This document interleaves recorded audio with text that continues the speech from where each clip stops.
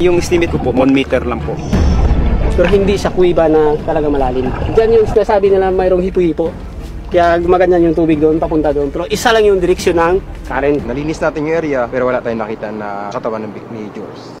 Probably, mayroong mga structure na umipit sa kanya, yung katawan niya nabaon sa buhangin. Kung hindi talaga siya lulutang, might be na flush out na siya doon sa dagat. Kasi yan, Aklan River, ma'am, diretsyo ng tubig niyan papuntang Sibuyan.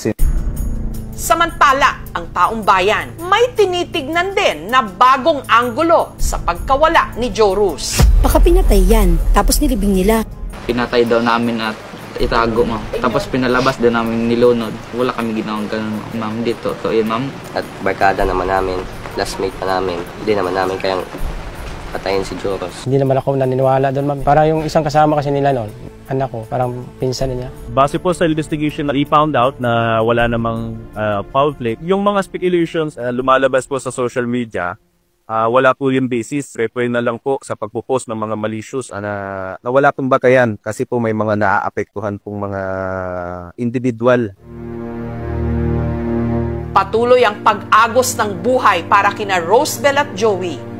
Pero sa pagdaan ng mga araw na hindi pa nila nakikita si Jorus, palalim din ng palalim ang kanilang pangungulila.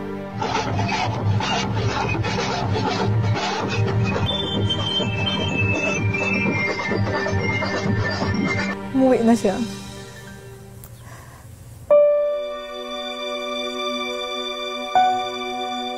Yun na lang yung pinagdadasal natin. Makauwi lang siya dito sa amin. Kahit sabihin ko bangkay na siya o ano, tatanggapin pa rin namin siya. Yun na lang.